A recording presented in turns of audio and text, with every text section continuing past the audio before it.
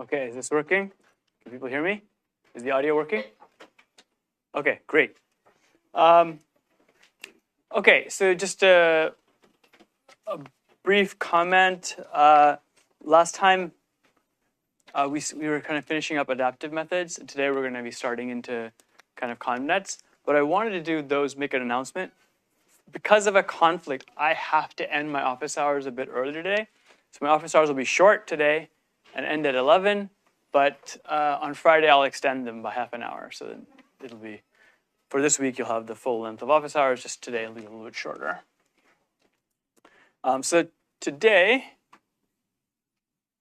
what I want to do is do a brief overview,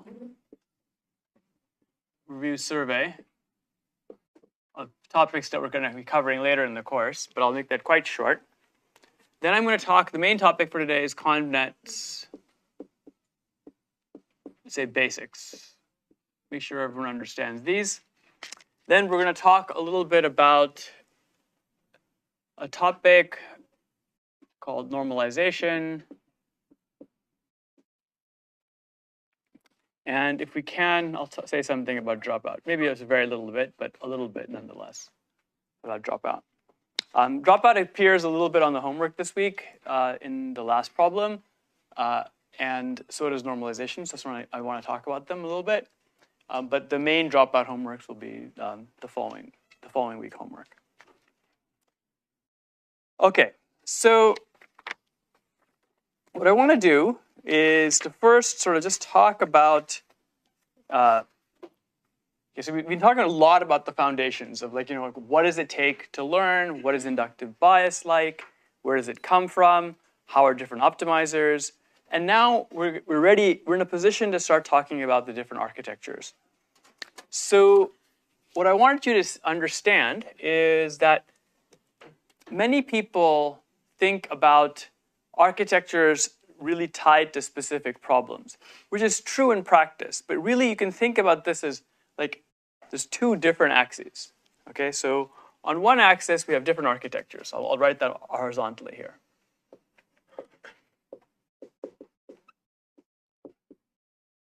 This is basically how do you wire up the circuits for your neural net. And we have things we've already seen, multi-layer perceptrons, which is like just fully connected layers after fully connected layers. What we're going to talk about today is convnets. Then we can think about, we'll talk about RNNs,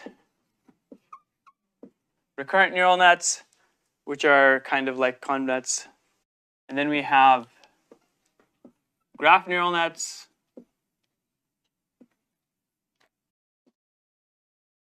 which are also kind of like convnets and RNNs. And then we have transformer-based architectures, which are what we're going to talk about in this class. These are the different architectures we're going to talk about.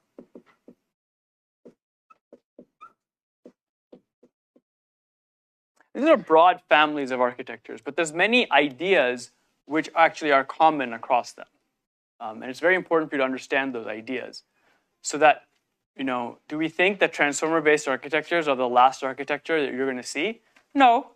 Almost certainly in 10 years, there'll be a few other additional architectures that will be relevant in these problems. So we want you to make sure you understand the key ideas and how you kind of move from one to the other. So there's a very natural sense in which the transformer-based architecture we'll talk about are very closely related to ideas, generalizing certain ideas that emerge naturally in graph neural nets, which themselves generalize ideas which are found across convnets and RNNs are very closely related to convnets in spirit in a complementary way. So this is like a sequence of ideas that we're going to be bringing out in terms of architectures. But in addition to different architectures, we also have, I can write on the vertical axis different kinds of problems. So you're used to problems like regression, style problems, and classification style problems. That's a very broad thing. But there's also one more category which we will be talking about is, so in your machine learning class, you've probably seen regression and classification. This is probably across many classes you've seen this. There's one more category which is very interesting and popular these days, also important, is generation.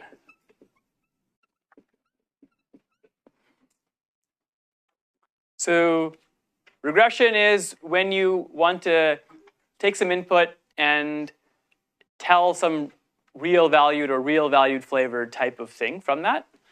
Classification is when you want to give some kind of discrete output. And generation is like the flip problem. It says, please make me an example input that has these properties. Right? Or just make me an example input, which is a more basic version of that. So probably in your ML class, you saw both of these a lot, but you didn't see this. Let me ask, has anyone in their machine learning class seen problems of generation? Okay, couple. Okay, good. So the rest of you, it'll be new. It's very closely related to things that you have learned in your ML class, though. So we're going to talk about these style of problems, and we're also going to talk about in particular domains, which I'll mention in a moment. But I wanted to comment that there's also other kinds of problems that are also quite important in practice. So what we're not going to talk about, let's put a dotted line here, because I don't have good ways of saying much interesting about them, are like recommender systems.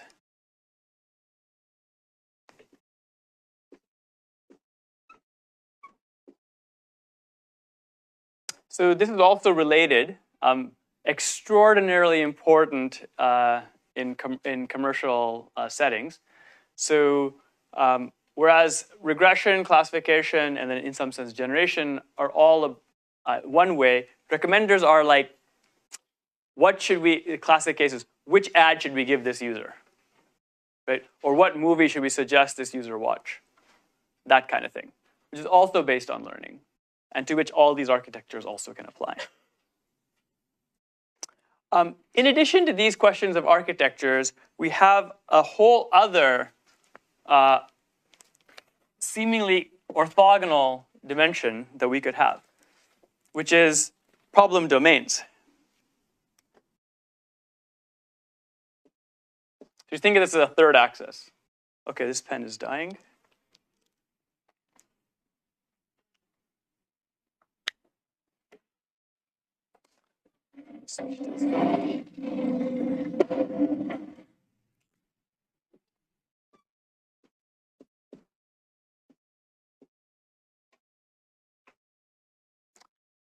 And so problem domains are where specific things come from, like specific problems that we want to solve come from. And here there's a couple of domains that are very important, historically and currently culturally as well. So they're computer vision and image processing and natural language processing are two very important domains.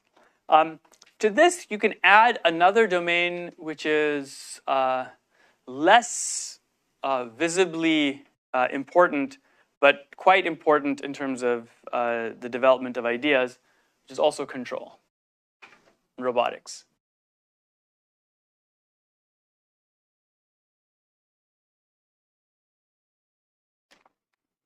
Of course, the reason this course is particularly important to lots of people is that you're not necessarily going to be only solving problems in these three problem domains. There's many, many other problem domains where these techniques are quite promising and quite helpful. And this is not a class in vision, natural language processing, control robotics, or any of these things. However, it turns out that it is important for you to understand a little bit about specifics of vision and NLP. We'll use those examples. We won't talk that much about control.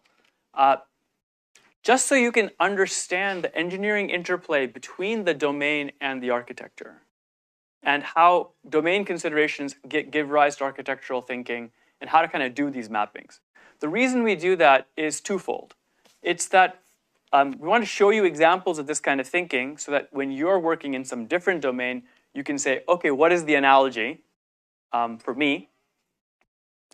And also so that when, as the field continues to evolve and new papers keep coming out, it turns out that many, many papers will come out with new ideas from these domains.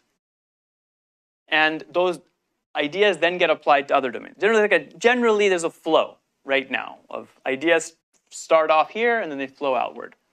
So if you don't understand anything about these domains, you won't be able to kind of read those papers and extract out what is it that you might need. Because they'll be obviously writing to their audience, which will be domain specific. So you might miss things. Okay, so that's why we're going to talk a little bit about these. There are excellent courses at Berkeley, follow on that hit vision and NLP, for example, as well as control and robotics. Okay, so this is like for the rest of the course, what we're going to be doing is kind of working through this. Now, in addition to this, these are like architectures on this side, different styles of machine learning problems kind of on this axis. You have problem domains. So there's like a whole grid here, three-dimensional grid. In addition to that, we'll also be talking about engineering considerations that come up as you're building these things. We'll interweave that with our discussion of these. So many of those engineering techniques are, in fact, quite general and will apply to many, many different settings. So hopefully you can see there's no way that we could actually cover for you, either in homework or in lecture and discussion, all the hypothetical boxes in this 3 and then 4-dimensional grid. Right? Can you see that? There's just too many boxes. So we're going to count on the fact that actually the underlying ideas are common across them. And so if you want to use kind of the language of learning, there's actually a kind of low-rank structure here that connects all of these things together. And we hope that's what you actually learn, even though we'll talk about things in specific examples. Okay? To us, it is a failure mode if what you end up learning is just, how do I use a convnet for classification in the context of vision? Right? And that you think about the subject as though it was just, look up your problem domain, look up the kind of problem you want to solve, and then, see the architecture that's required and use it. Okay? If that's all you walk away with, we failed. That said, if you actually want to solve any problem, you probably should look at what people before have done for that specific problem in that specific domain. But in many cases, you won't find anything, so then you should need to look to neighboring domains to see, what do they do. Okay, so that's what's that's what we're going to be doing. Now, what we're going to do next is we're going to talk about convnets.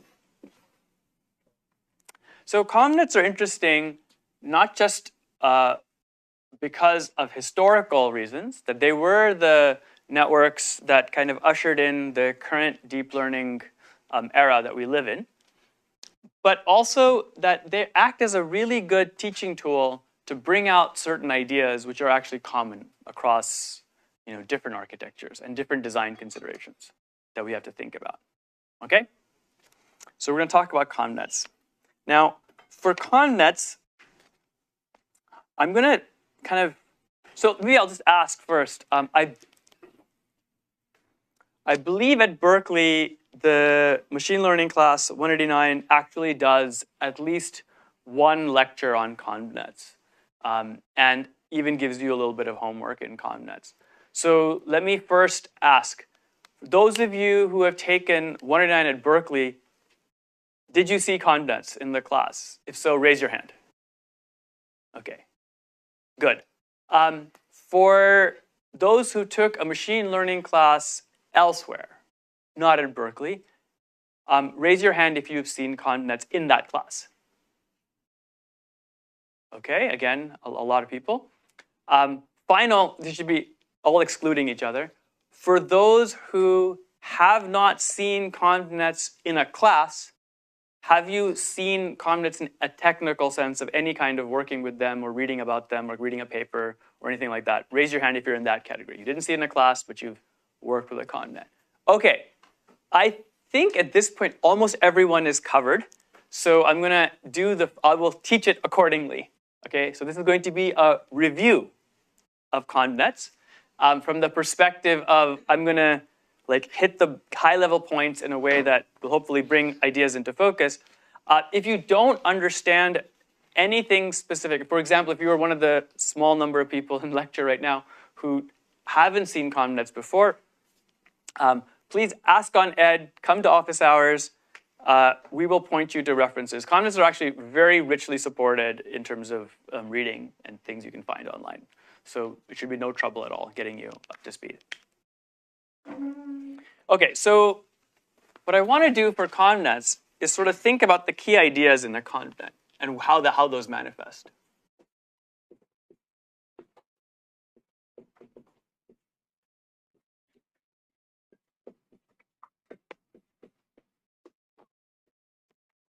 So again, a convnet. So first, maybe we can first just do an aside. Like, why is it called a convnet?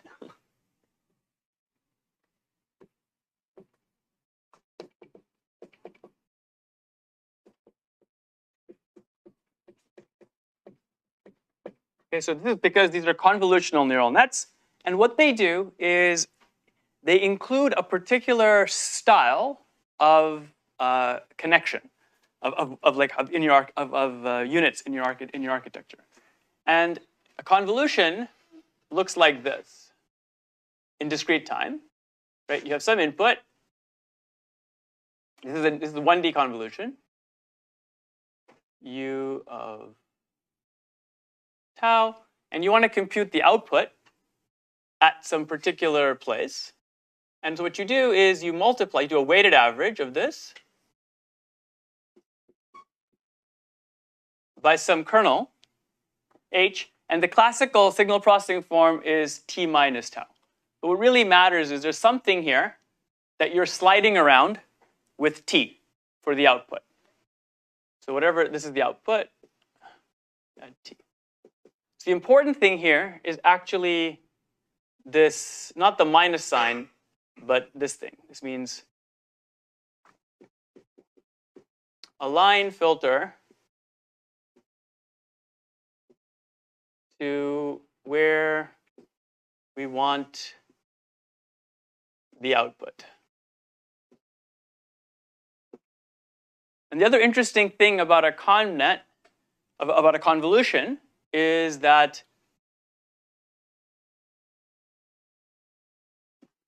you align this by just sliding it.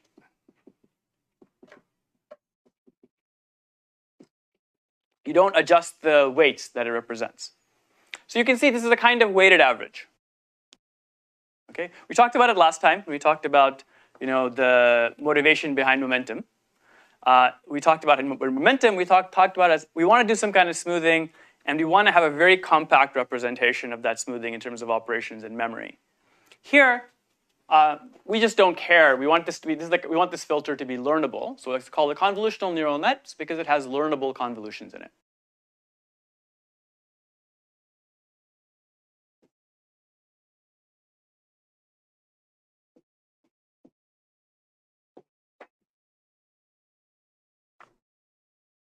Okay, so this is what any neural net architecture which has convolutions playing a very important role is called a convnet. Okay, so that's where the name comes from. So what are the key ideas? And how is it connected to being a convnet? So I'll say the first big idea in a convnet says we want to respect locality in the functions that we learn. So we believe our functions are made in such a way that, there's a dependence on local structure that hierarchically gets built up into global structure. There's an idea that it's not that you have an input and it's kind of the whole thing all at once that tells you what's going on, and there's nothing decomposable about it. We believe that things will decompose into local structure, right, hierarchically. So we want to respect locality and I'll put this very important thing in sub-functions, like internal functions that are learned. We want to be able to learn this. So this manifests in a particular way. This idea of I want to have something which I can, a network which will learn local things that are important and be able to put them together is, one aspect of it is actually this convolutional structure.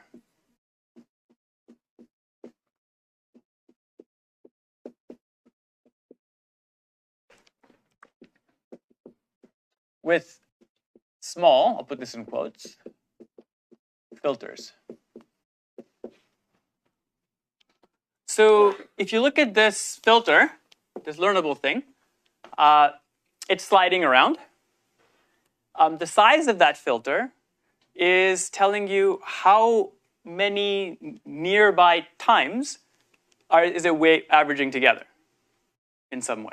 So if you want to learn something that's local in time, that can identify something local in time, one natural thing to do is just to make the h small. So it can only pick out things that are kind of in local neighborhoods in what it learns. So this is one of the key ideas of a continent. We want to have this thing, this locality. Now, there's another aspect of it. All that are closely related things. Is we want to respect invariances. Sometimes there's like a technical distinction between this, but we're going to use them very interchangeably. Equivariances within data for this problem, for the problem domain.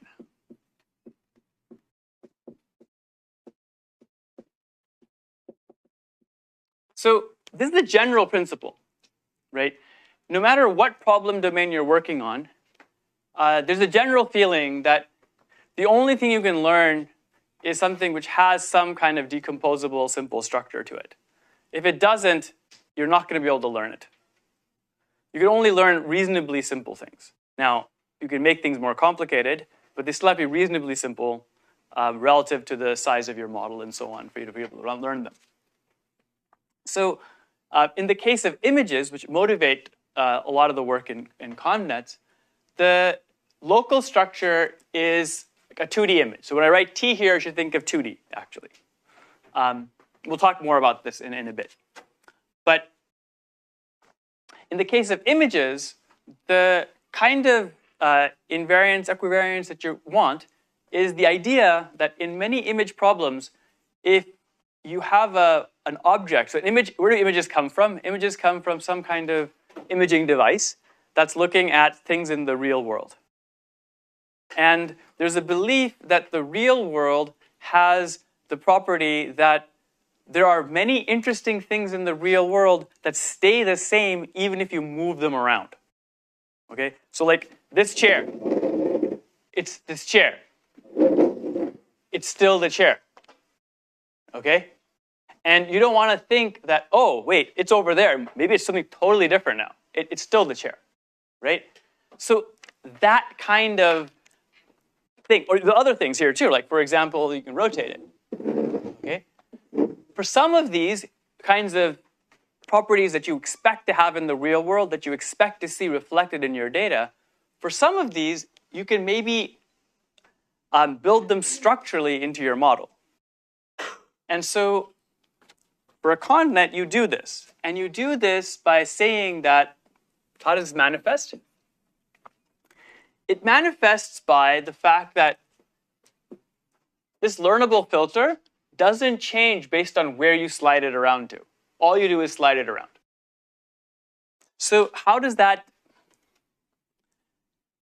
turn into something that's technical that you implement in code? It turns into something called weight sharing.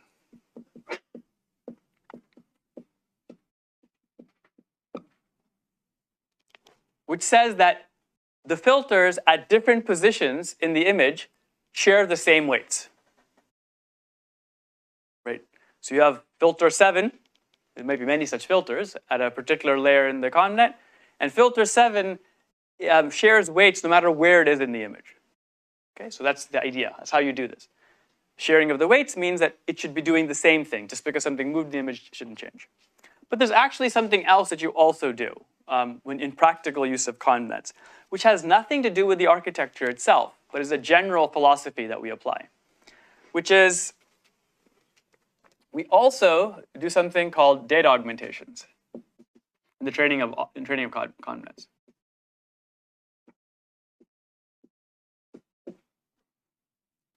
So data augmentations are, we talked about the regularizing effect of changing your data, and we used an example that said, hey, you can throw in a bunch of zeros, right, first into your data for something like a regression problem to get a ridge-like effect. In the homework, we said, hey, another thing you can do is throw in noisy versions of your data points, right? Just take your points, make them noisy, and again, you'll get a ridge-like effect. And this becomes actually a general philosophy.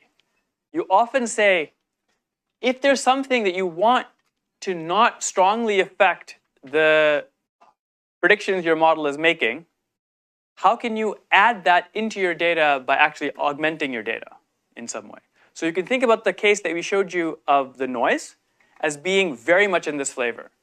Because the reason you add noise to your inputs is that you want to make it that your outputs are less dependent on small neighborhoods of adding noise. They should be reasonably robust. That's what you're telling the learned model. That, hey, even though I've added this noise, give me the same output. So that philosophy becomes much more general when you're using connets. And in fact, data augmentations aren't tied to connets. They're used kind of throughout, everywhere. So is weight sharing, right? And so is versions of this. But connets make it very easy to see how this shows up. Idea 3 is we want to support, it's kind of part of this locality part, it's all very related, all these are very related to each other, is we want to support hierarchical structure.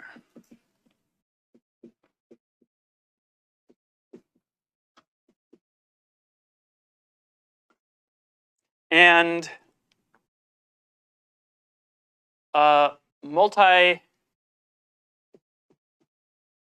I'm just grouping them together, but there really are two different things.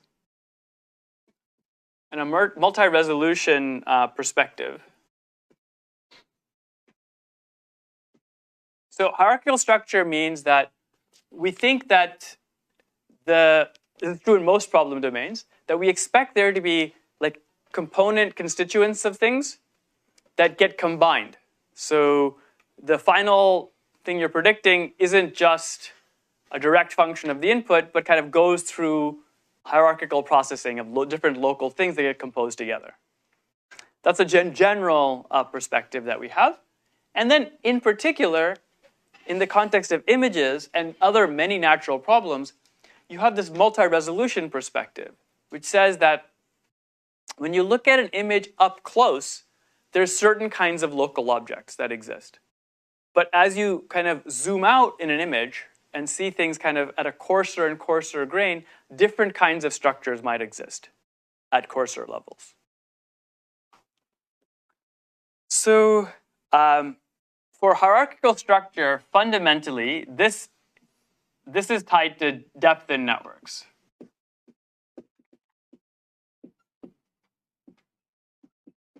Your network also has a hierarchy to it, has depth. But specifically, in the context of connets, we have two ideas that occur in connets. One is downsampling. This is really tied to this, find a coarse grain perspective.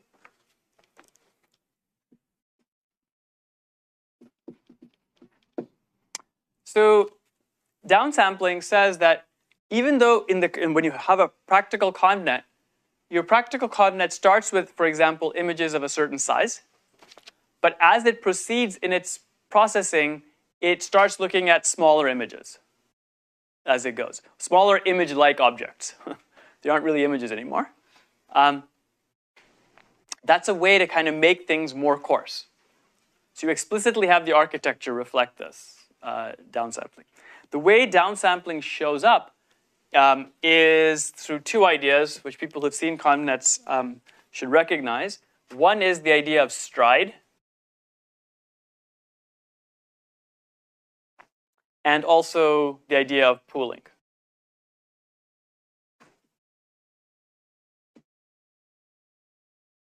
These are often grouped together because they both have the same effect of helping you make something big into something smaller.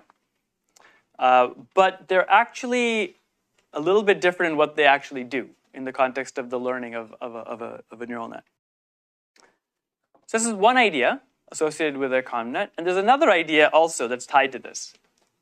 So we'll if any of these are unclear, we'll show it in some pictorial form in a moment. So as you go from fine to coarse, the one trick that a convnet does is it says, okay, you might start off, let's just make the simplest case. You start off with a grayscale image, which says for every pixel in the image, you have one real number that says, what's the intensity level of that pixel. But as you go through convnet processing, as you go kind of through the network in terms of increasing depth, the image-like structures you have will no longer just have a single real number associated with a pixel.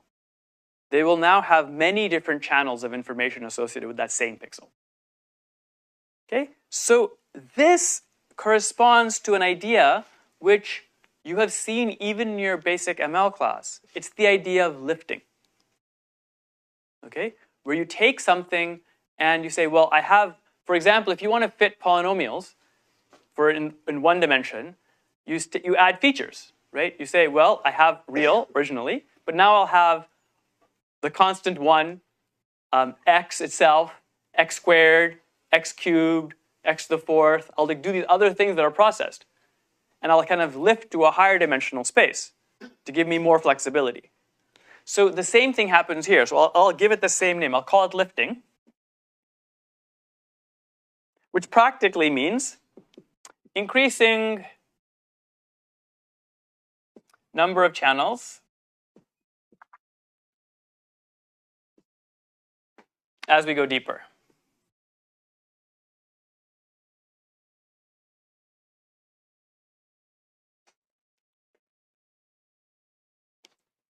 So there's one more comment I want to make about this lifting idea. So the lifting idea is both to give you expressive flexibility, to have more things you can put together, but it also has another effect, which is if you didn't lift enough, the optimization gets quite constrained in what it can do. Right? If you try to optimize something that has very narrow bottlenecks that you force it to go through, optimization tends to have problems of local minima and getting stuck and things like that. So one of the things about lifting that lifting also does, besides increasing the expressive power, is it also makes the optimization easier. It has more room for diverse things to be learned. There's another perspective here also, which is you want to increase the number of channels as you go deeper because the kinds of things you want to learn might be diverse, and you're going to start with random initialization. Right? If you were going to start, so let's think of the case where you're starting from random initialization and you're learning a particular function with training data.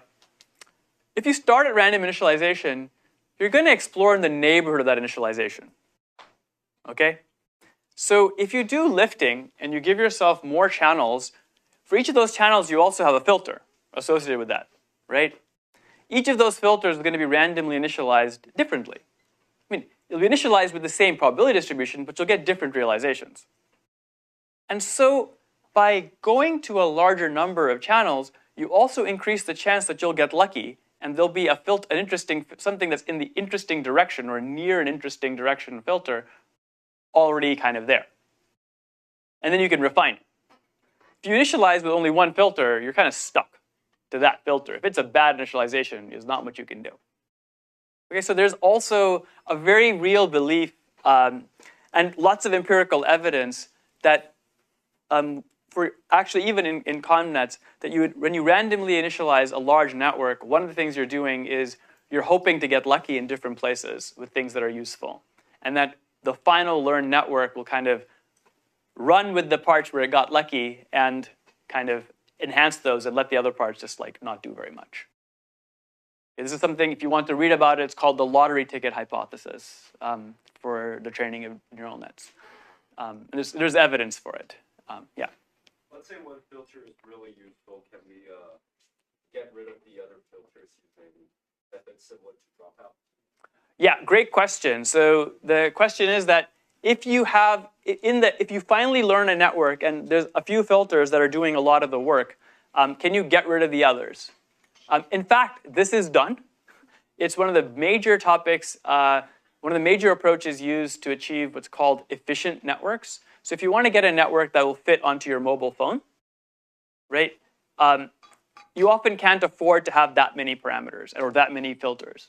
And so one of the things that you want to do is to prune away parts that are no longer needed. So this is an active area of research, very important practically.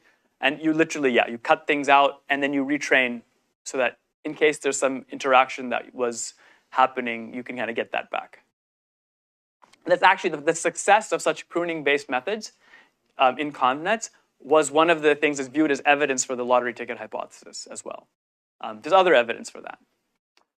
But yeah, so for real life, in convnets, you have these different key ideas. I would almost call that last idea its own idea, which is kind of making sure there's enough room for training to succeed. Because that also applies in all the other settings too. But I didn't call it out separately. Okay, so for those who have seen convnets, probably I hope that kind of taking this different perspective might help you kind of put things into place of like, why are you doing all this? There's an alternate way of teaching convnets. It's like I start with, here's how a convnet works. Here's all these different pieces. And I'm just telling you to use them. But now I'm trying to give you like a step back. Like, what are we trying to do and how do we realize it? But I'm counting on the fact that you've seen some of these pieces before.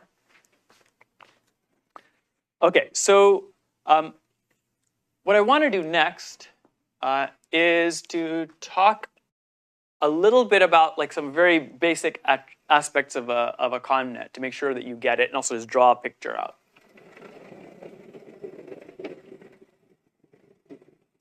So let's make sure you understand the basics and like some technical complications.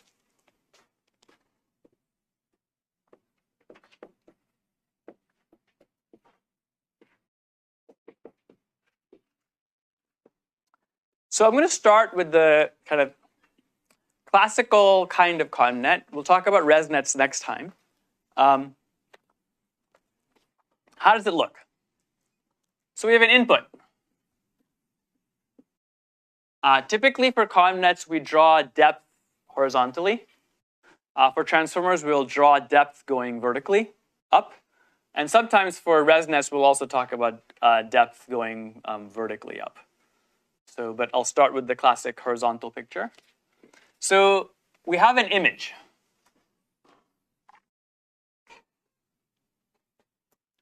The image is a set of real numbers arranged in a grid. Okay, the grid has some size. So there's some height and there's some width of this image. In many cases, for example, color images, there's also a number of channels associated with an image. This is sometimes called depth, or sometimes called number of channels. Okay, so it's like, right. So for example, you could have RGB, red, green, blue. there's some kind of different set of real numbers associated with each pixel. So through this image, there's a pixel, and the pixel has kind of 3 things associated with it. I can draw it like this. Pixel is a box of 3 numbers. So sometimes people will refer to these multidimensional arrays as tensors. Okay? And that's where for example, the library TensorFlow gets its name. For those of you who come from physics or mechie backgrounds, you might feel uncomfortable with this use. Because to you, a tensor is actually an appropriate multilinear form, right, that acts on things. So to you, a tensor is a generalization of a matrix. So just as a matrix and an array are different, okay, a matrix is an operator that acts on things, and an array is just a bunch of numbers. A matrix can be represented as an array, but that doesn't make every array a matrix. Okay? The same thing is true here, right? So typically for us, when you think about ConvNets, this input stuff is an array. It's not an operator. It doesn't act on anything. Okay? So it's the point of this. For many people, like, they don't care at all. They're like, they haven't really used tensor, so it's like, whatever. Okay, you call this multidimensional array tensor, I'm cool. But other people who have, it kind of causes some dissonance. So I want to make that clear to everybody. Okay, so you have this basic input. Now what do you do with it? So the basic operation that we're going to do is a convolution. Okay, so we have, let's say, a convlair.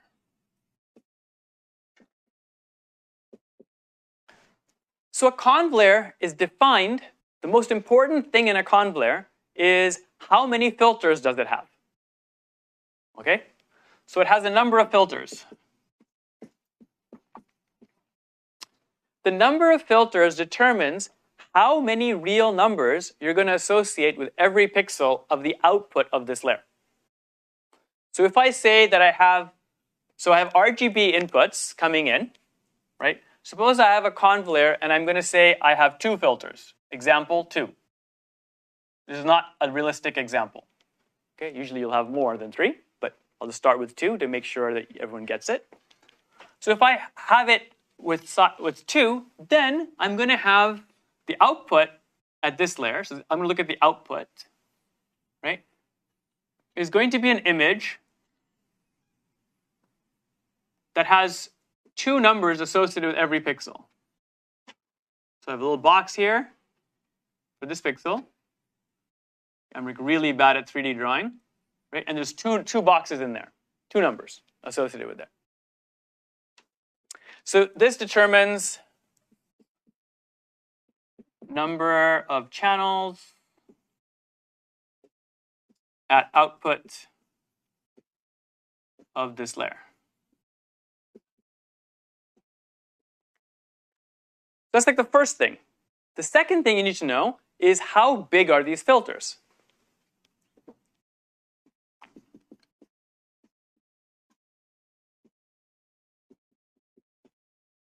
Almost always we use square sizes in terms of their footprint on pixels. So we say like 3 by 3, 1 by 1, 7 by 7, something like this. So k by k. What this does, it's telling you how big is h, the filter h. Okay, so for each one of these filters, so suppose I pick one of the filters, and suppose I pick k as 3. Example, k equals 3. So now I have 3 real numbers associated with this filter per channel of its input. Okay, so I have 3 for R in this example. I have another 3 for green, and I have another 3 for blue. So in this case, I have 9 plus 9 plus 9, 27 numbers associated with this filter. Okay? And so how do you compute the output of this filter? At a given pixel, say the 18th, 18th pixel, that one, you locally take this filter and multiply each entry in this filter by the shifted corresponding version of the input. Okay, so the center one. Center is always in ConvNets used to refer to this. Okay, which is sometimes a little different from how in signal processing you might think about this as being the last thing. So it just depends on how you're thinking about it, but for neural nets, this is always the center. And so the number here multiplies the red for the pixel that's immediately above this pixel. This number multiplies the red channel output, red channel value of the pixel immediately below this pixel, and so on. So you multiply all these numbers by their corresponding little footprint over here and add them up. Okay? And as we typically do, right, you're going to have a bunch of weights, which are defined by these, right? And then you'll also have a bias term. And then you go into some potentially nonlinearity. That's the next thing you need to know. What's the nonlinearity you're going to use?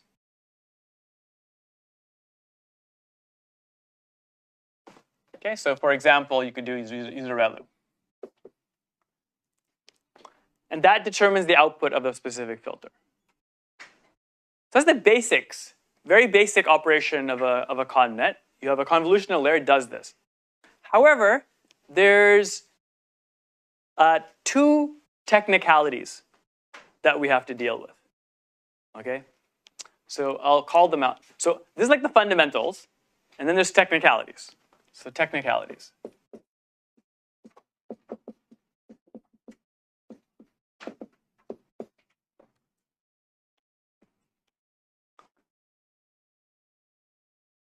The first technicality that you have is you need to say, okay, when I move this filter around, what do I do if I find myself on the edge? Okay, so the problem is that it's easy when you write a sum to just write, oh yeah, minus infinity to plus infinity or something. And you don't have to worry about boundaries. But in the context of a real world implementation on a computer, you have boundaries. Like there's the edge of the image. What do you do when you reach the edge of the image? What do you do when there is no this -1 on the other side? Like there is no neighbor on that side. What do you do? Does everyone understand the issue? It's like a technicality of boundaries.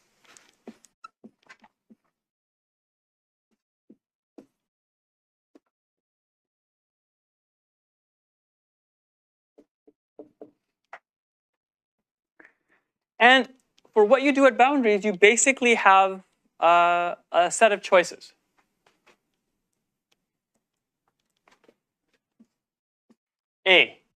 First choice is don't go to the place in the boundary where your filter might actually step out into the, outside of the image. Just never go there. Okay? So that's one. Avoid. This is called no padding.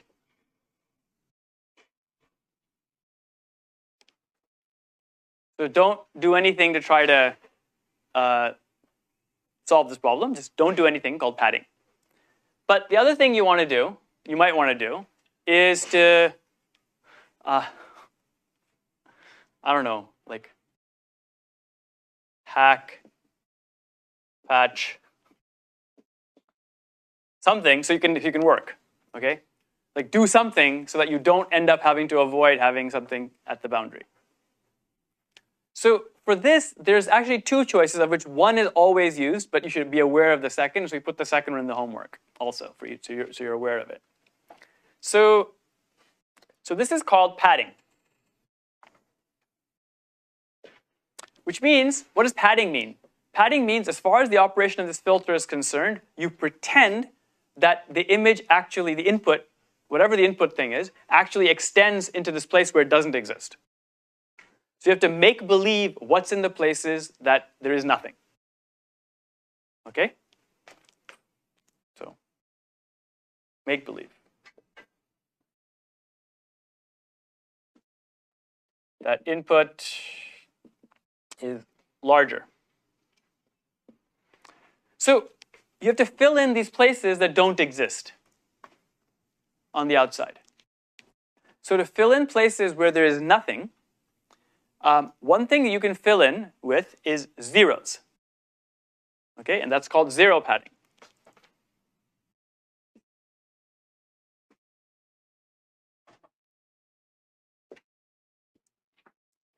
So, okay, you could just use zeros. There's another choice you can also make, which is interesting from a signal processing perspective, often interesting for doing proofs, less used in practice, which is to do wraparound. Okay, it's like video game style. So you know how in video games, you walk off this side and you show up over here? Right? You've all played video games that have this property. You can come up on the bottom, right? Kind of like looking at the entire world as though it's a torus. Okay? You can do that. So you extend the image with stuff on the other side. It turns out there's variants of this too that are often used. So for example, JPEG compression uses this down in the weeds somewhere, which is you mirror reflect. There's like different variations. Like circular, you can mirror reflect. So you go off the boundary and you kind of come back in. Okay, there's like different choices. So there's like circular. You know, also mirror padding. The advantage of circular and mirror style padding is that it doesn't change the statistics of the inputs there. But the inputs still look like they come from your image instead of looking like they're zeros. It's harder to implement. Mostly people use zeros.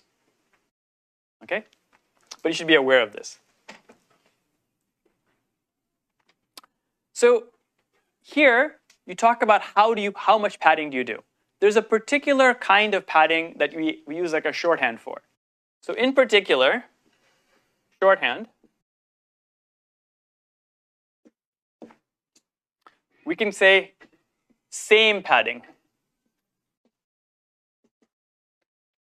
So same padding means do however much padding you need to do on your input such that the output size that I get in terms of how many activations I have here has the same height and width as the thing that came in.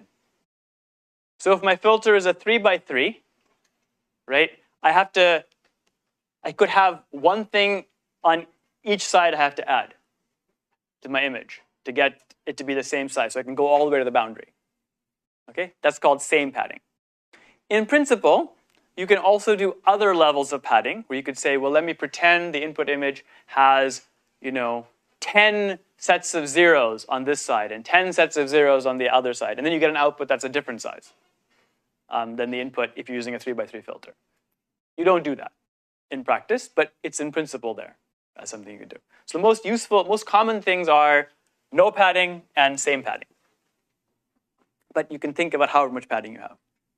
Okay, any questions on this? Okay, so let's look at the basic operations of a conv layer. So this is like one basic technicality. There's one other technicality that we have, which is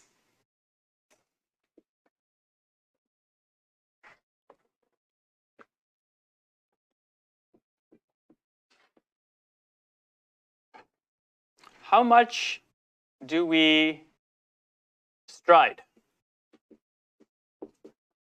Okay, so the stride determines whether, so here, you're ticking time in this filter by 1 in spirit, but you could also tick it by 2. Right? You could look at the output of this every 2 time steps instead of every 1 time step in the case of a standard convolution. That would result in downsampling. So if you want to make the output smaller than the input, one thing you can do is add a stride. So what stride would do is it would shift the filter not by 1, which is the default stride, but by something other than 1, like 2. So if you shifted it by 2, this 3 by 3 would be, like I'll just draw a picture here.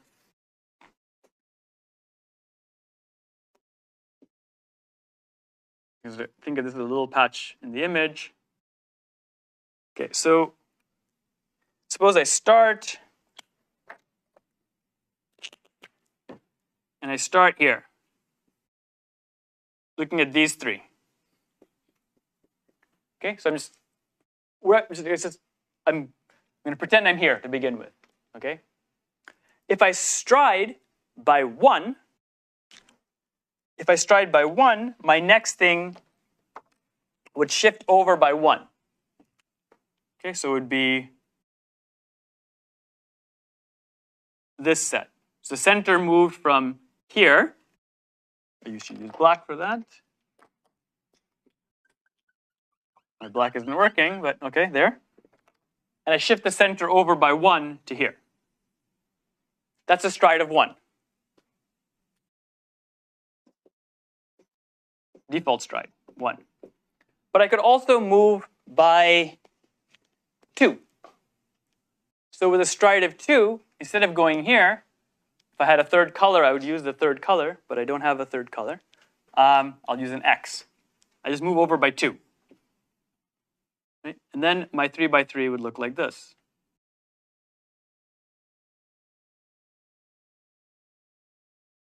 So that's a stride of 2. The stride, this affects changes output size of this layer. Basically, if you stride by anything other than 1, if you stride by 2, you get something that's half the size in every dimension. Stride by 3, it'll be a third the size in every dimension, roughly. Okay? So that's stride. Any questions on now? Now we understand everything that's very basic in a conv layer. Any questions about this? Yeah. Application will be used like the stride that is very big, so the filters are not overlapping. Great question. The question is, do we ever use strides that are so big that the filters are not overlapping? The answer is yes. That can be done in some applications. People will do that. It turns out, and this is an interesting topic that we're not going to go into right now, you can also think about, so you can say, changes the output size. In particular,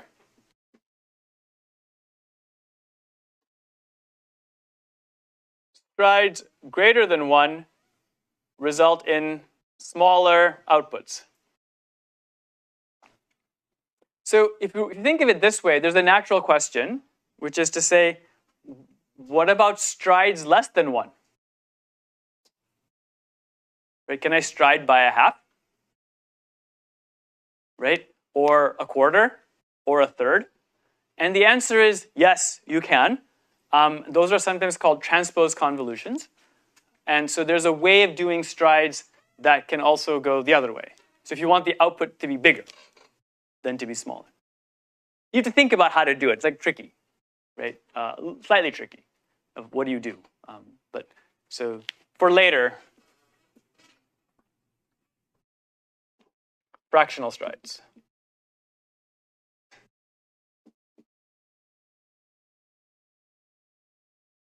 Bigger outputs.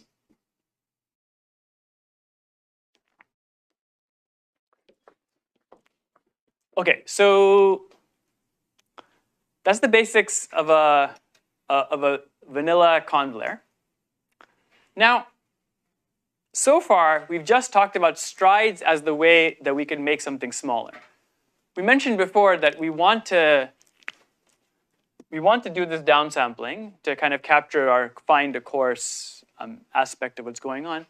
So there's one more kind of thing you can do. Another key innovation in conv layers. And that's something called a pooling layer. So the conv layer. So let's talk about a pooling layer.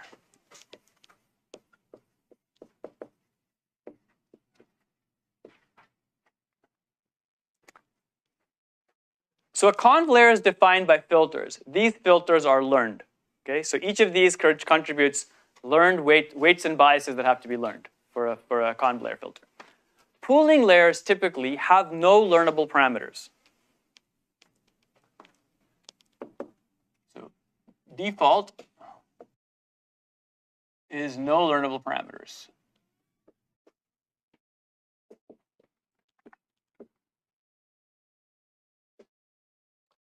And so a pooling layer is defined by the idea that you take in something that has some filter size.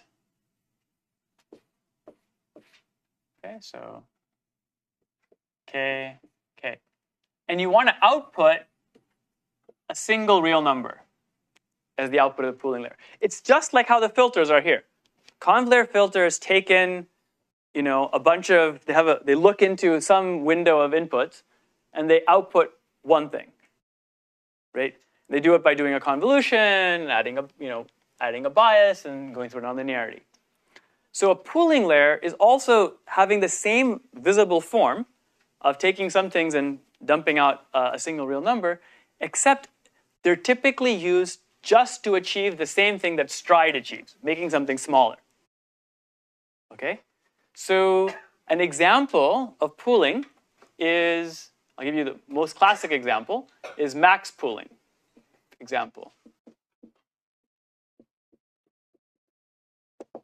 And what max pooling does is it simply returns the max. So whatever the inputs are to it, it looks for whichever one is biggest. So if this is the biggest one, it'll just have the output be that. If instead this were the biggest one, it'll have the output be that. Whichever is the biggest, it just has the output be that. So it's another way to make things smaller. Okay? So if I do a pooling across, a 3 by 3, and then I use a stride of 3, okay, that's the case of non-overlapping things, right? I shifted over by 3, so they don't overlap at all. In that case, I'm just taking the max of each of these patches, and I get something that's 3 times smaller at the output, except I'll have just only keep the biggest values. So at this point, it's also useful to introduce one more axis of variation. So when we set the size of each filter, if I don't say anything else, it will exist. The filter will have weights associated with every channel of the previous layer. So in this case, there was RGB. If this thing, for example, instead of having 2, I made it 20 filters, then the output of this layer would have 20 channels associated with the output of each of those 20 filters.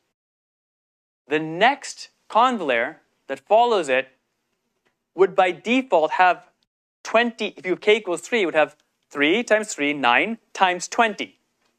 180 different weights associated with every filter, because it'll look at every single channel. Sometimes you don't want to look at every single channel. Whenever you don't want to look at every single channel, you say depth-wise. Okay? So this is by default. So another technicality. Down here, sometimes we don't want to, quote, mix channels in convolutions. So use depth-wise convolution, which just always keeps it looking at one channel at a time. Okay, so that's a depth-wise convolution. Depth-wise is very important in pooling. Oftentimes you'll do depth-wise pooling. So if you want to take the maximum across that particular filter's output, but not don't necessarily want to mix between 2 different filters. Sometimes you want to do that. Okay, that's why I brought it up in the context of pooling.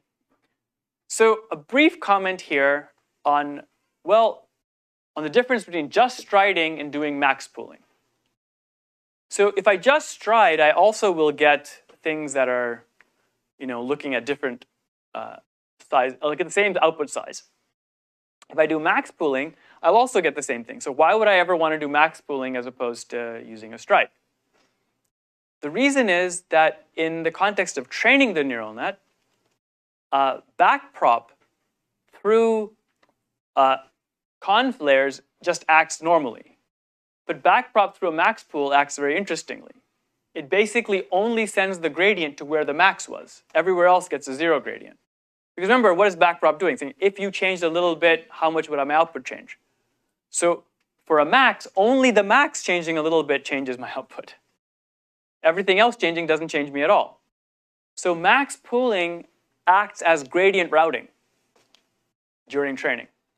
It routes the gradients to those patches of the image that are actually affecting the output. And it doesn't route the gradient anywhere else. But that said, you don't have to use max pooling. You can also use average pooling, just average things together. There's different poolings that you can do. You could do random pooling, where you just randomly pick something. But max pooling is pretty popular. Okay, so with this, there's only one more thing about ConvNet basics that we have to hit, which is, so you do many layers potentially of a convnet, right? You do a conv layer, you do a pooling layer, you do another conv layer, some architecture, some set of things. At the end of the day, as you're doing convnets, you always have things that look like images as you go through, right? You have an image in that it's some kind of thing, it's some kind of rectangular grid with some amount of channels at every position.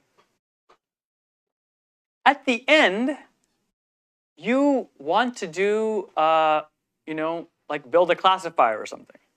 So you want to use something that you can stick in to compute a score on cross-entropy loss, something like that. So there's one more step that you sometimes do, which is you flatten. Okay? Flatten means stop treating whatever you have as an image and just arrange it as though it was just a linear array of numbers. Okay? So flattening an image just means getting rid of all of the structure and making it into like one long list. So that's one more component that you need. Because then you can, after you do a flattening, you can then put in a fully connected layer and do all the things you would do with an MLP. Sometimes flattening is viewed as moving down into a 1-by-1 image with lots of channels for purposes of implementation. Okay? And then you can do a 1-by-1 convolutional layer, which is just an MLP. Okay, so that's ConvNet basics. Any questions on ConvNet basics before I talk about normalizations? Yeah. So for a certain square that say is negative 2, like, are you kind of giving one file like both horizontally and vertically? Yeah, great question. In principle, you could have two different strides for horizontal and vertical motion. Often we'll just use the one. But yeah, both choices are, you can imagine, you'll know exactly what to do. If I tell you, here's the horizontal stride and here's the vertical stride, like, there's no ambiguity. If you don't specify a different horizontal and vertical, which is what you normally don't, it's just the same. Yeah, great question. Other questions on the basics? Yeah. How does the 1-by-1 filter work? Ah, okay, the question is, how does a 1-by-1 filter work? Okay, so if I do a 1-by-1 filter, then all I have is a single number for every channel in terms of weights. So I just look at that specific pixel.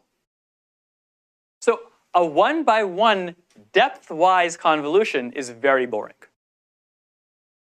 Okay? Because if it's 1-by-1 and it's depth-wise, it just literally looks at one number, multiplies it by something, adds a bias, and runs it through a ReLU, for example. That's quite boring. But a 1-by-1 convolution that's not depth-wise, right? It can look at all the different filter outputs at that pixel. It won't look at any other pixel, but it'll look at all the filter outputs in the previous layer at that pixel, and basically do a multi-layer perceptron, like a one layer of a fully connected perceptron layer on that. Okay?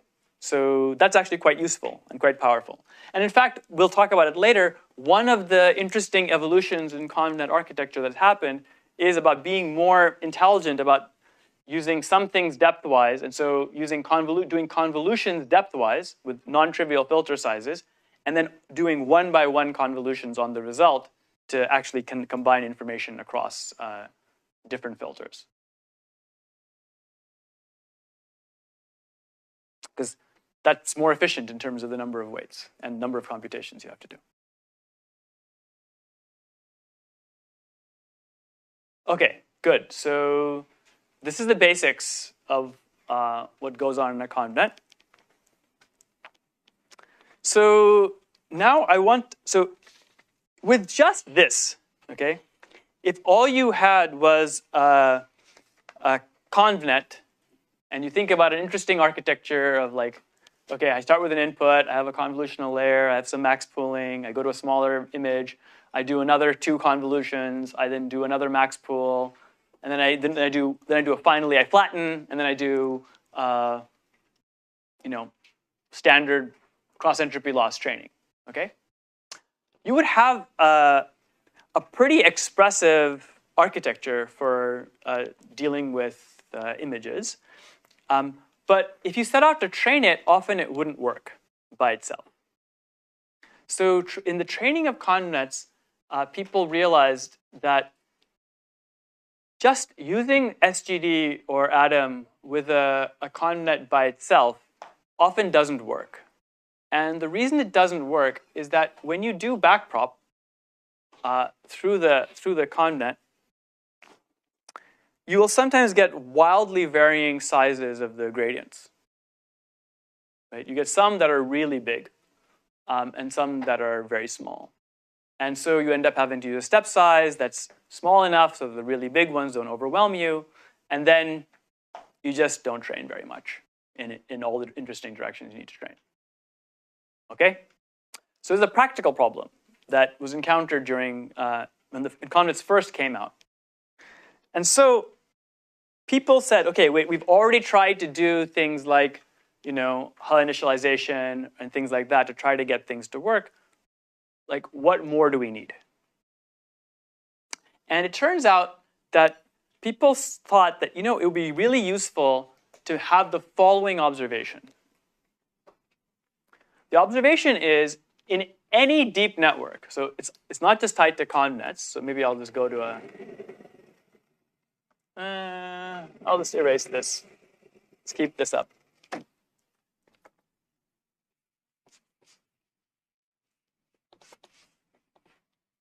So normalization.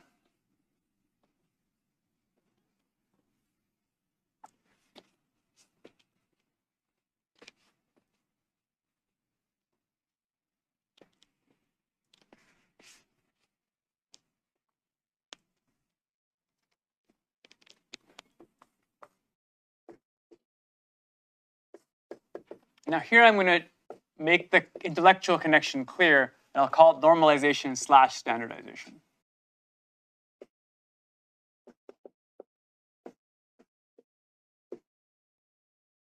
So let me just draw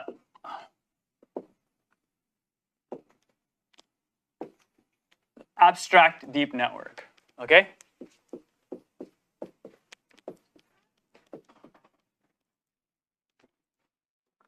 So you have heard the logic for why at the input of your network you might want to normalize the inputs so that they have 0 mean and variance 1 on average. Okay? We talked about that briefly before, and you've probably seen an argument of this in your basic ML class. Okay, so first I'll do the high-level picture. So the high-level picture says like this. Look, there's good reasons why, in the absence of other logic, you might want to have the inputs to your function that you're learning be standardized. Okay? The problem is, in a deep network, if you do that, just because you did it here, over here, this may no longer be standardized. You see that? Because there's some random initialization and stuff that's happened. The output here, even if it were standardized in expectation, starting off at initialization, in practice, for a particular realization, it's not standardized here. And so, as far as this is concerned, this is the input. Does everyone see that kind of philosophically? So you're learning a function that has this as the input, and now you don't have standardized inputs. And so all the bad things that might happen with non-standardized inputs, you're subject to. Okay? So you might want to not just have normalization or standardization done on your training data to begin with. You might want to have it happen kind of throughout your network. This is like one intuition. Does everyone understand like at a high level of what that intuition, why that intuition is what it is? If you don't ask, like it's really important to understand this. Okay, so that's like an intuition for why you might want to do it. So the idea is, so even if this was standardized, this isn't. So you cut this and you add a normalization layer.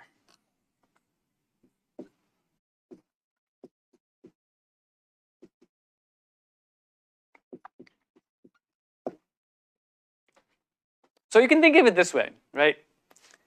At a very high level, it's very easy to say, oh yeah, cut it and add a normalization layer. Just do normalization. But now the devil's in the details, right? Like, what does that mean? What does it mean to add a normalization layer? So let's stop back and think. When you're standardizing your inputs, how do you do it? How you standardize your inputs is you say, okay, I will make a pre-processing pass where I go through all my inputs and find out what the relevant empirical means are, subtract them, figure out what the relevant empirical standard deviations are, divide by them, and then I have a new input, new set of training inputs that are now standardized. Right? That's like classic stuff from a basic ML class, right? Fine.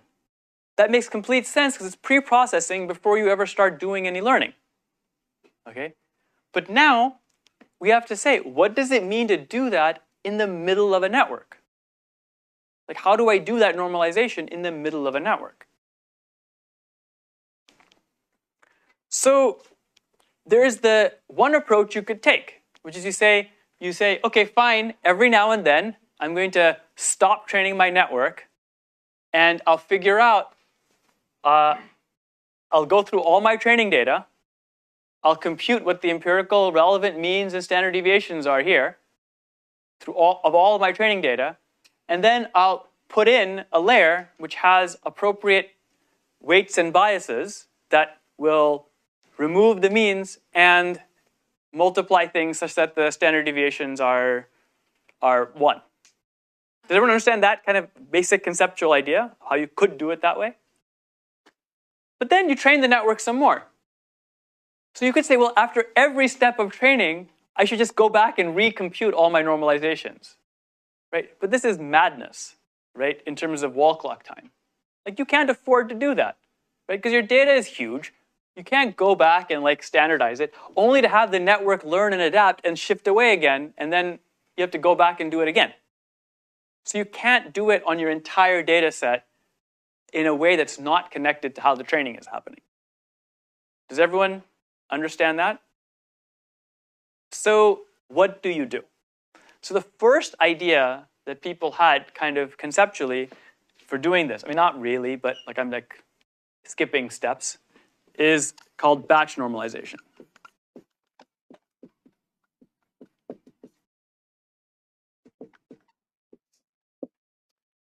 And what batch normalization said was that at a spirit level, it just means